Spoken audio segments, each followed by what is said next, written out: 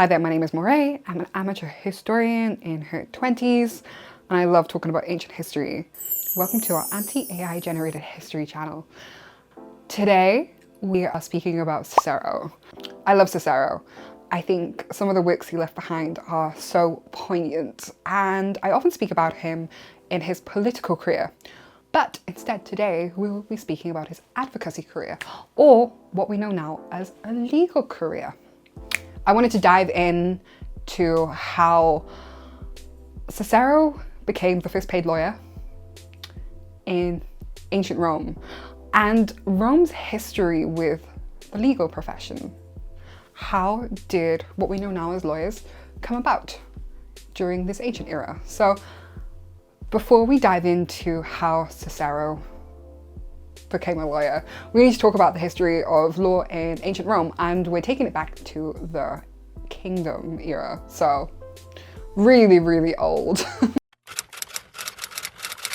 When Lucius Tarquinius Superbus got overthrown in 509 BCE, this served as the direct catalyst for the birth of the legal system. Superbus being overthrown presented a challenge to the ancient Romans. There was a huge shift in governance. Lucius Junius Brutus, for example, sought to establish a system that would prevent an almighty, all-powerful ruler from overtaking.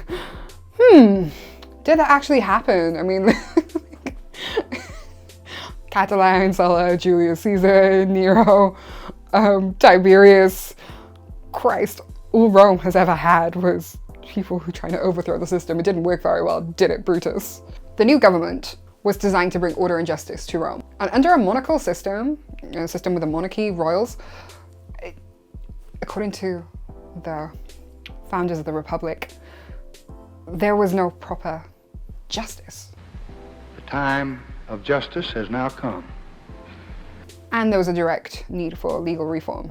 What we now call as legal reform. In order to prevent abuses of power, it wasn't not simply enough to change government itself. They had to create and codify laws themselves. And we see this narrative happen a lot. The first great achievement in the Republic was the founding of the 12 tables. These foundational laws were created by 10 representatives. It was a momentous step. Before the codification, a small group of patrician pontiffs guided the laws. The public demanded these laws were written down as part of the conflict of the order. And there was a power struggle between the plebs and the aristocrats. The 12 tables demystified the legal process. And it was a critical step in the evolution of the legal system. Before, knowledge was inaccessible.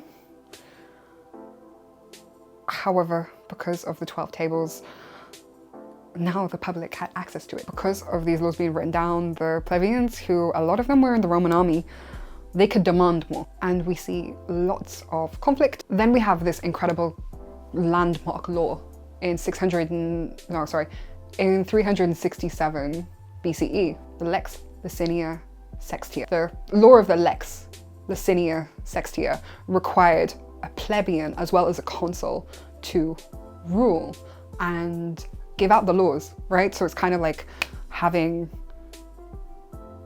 I don't know, a normal person work with your MP. We really need that. Now then, let's talk about what legal representation was like in the early Republic. In the early Roman Republic, legal representation wasn't a profession. It was an informed part of the patronus-client's relationship. This was a hierarchical bond where a patron provided legal protection and advice, and his client gave him support, which is very ambiguous. The relationship was based on ancestral custom. As the laws came and the legal system expanded, the laws became more complex, and this advocacy role, it was a lot bigger. We can see the Lex Cincina of 204 BCE, and this was the law that formally established payment for legal services. Whose career defined this transition?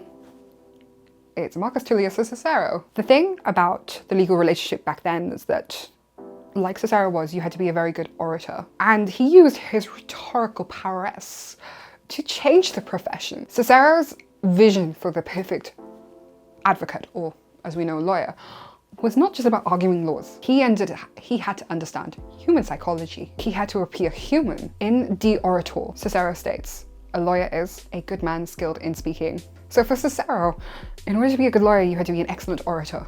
Only knowing the laws wasn't enough. And because of this, law courts were the breeding ground for political careers, because articulating yourself is very, very important. Cicero believed to be a lawyer, which is actually contempt now, but quasi-contempt. But back in Cicero's day, to be a lawyer, you had to be seen in political life. Cicero believed in the power of persuasion. However, he also believed that the power of persuasion in unprincipled hands was a danger. And we see that with Boris Johnson and Nigel Farage today. And ex-reality TV star and former bankrupt man, Donald Trump. In De Orator, we can see Cicero's analysis. And he listed 11 skills to make an ideal advocate.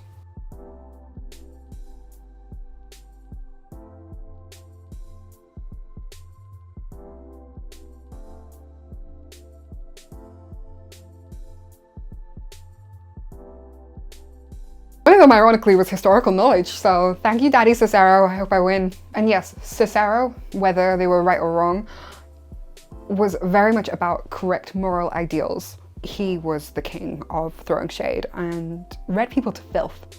He was into personally attacking people, speech-wise, dragging them. He lived at a time where bribery and extortion were more common than law, and he had to use his mouth to intimidate people because he didn't have the funds.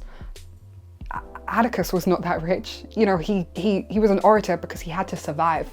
And as we know, he didn't survive. Cicero believed that rhetorical violence in a corrupt society could be a tool that you could use, but it was a last resort. Now we're gonna look at some of the legal cases Cicero was involved in as an advocate.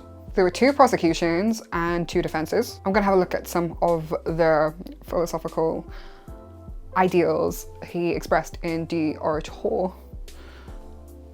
were used in the cases that he was actually involved in. Let's talk about the trial of Gaius Verres. He was a corrupt provisional governor, and he was accused of extortion and cruelty. And this was the case that launched Cicero into the top of his caliber. Verres' defense was led by Quintus Hortensius Hortulus. And it's funny because Hortulus was seen as the best orator of all time back then.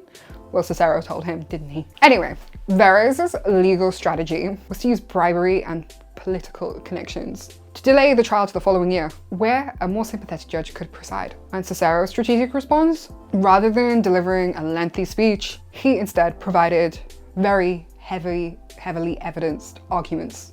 So he provided the receipts, he provided exhibits, and he also had a limited number of witnesses.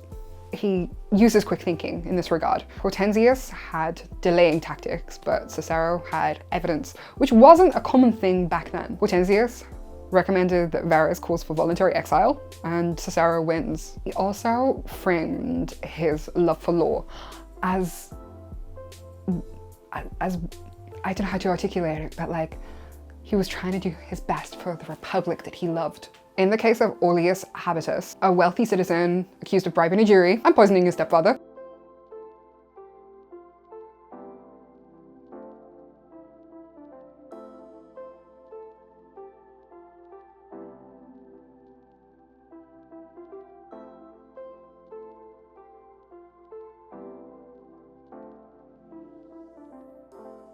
he spent a long time analysing the actual bribery charge. He focused on the first accusation and overtly analysed it, hoping the second accusation would not come up. He then systematically dismantled the prosecution's case by shifting the focus from his client to his client's family who accused him, and stated that they had a personal vendetta against Cluentius. He used his quick thinking and emotional knowledge as he manipulated the jury's opinion, which is quite illegal.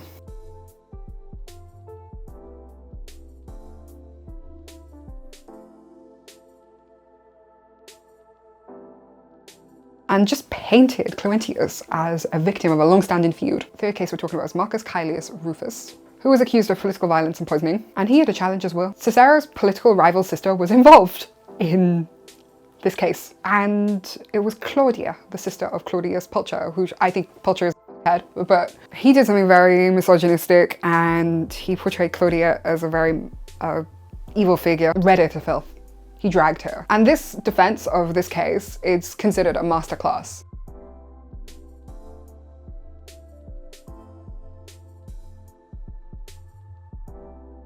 It's a masterclass in how to defend. He showed how you could personally attack somebody and win. Lastly, we all know about the Catalan conspiracy. If you don't know about the Catalan conspiracy, you should watch this video by here. But let's just state, Cicero was very good at what he did. And because of Cicero, we use Latin. I mean, I'm using Latin every day because of Cicero in the legal documents that I'm writing right now. You know, he's phenomenal.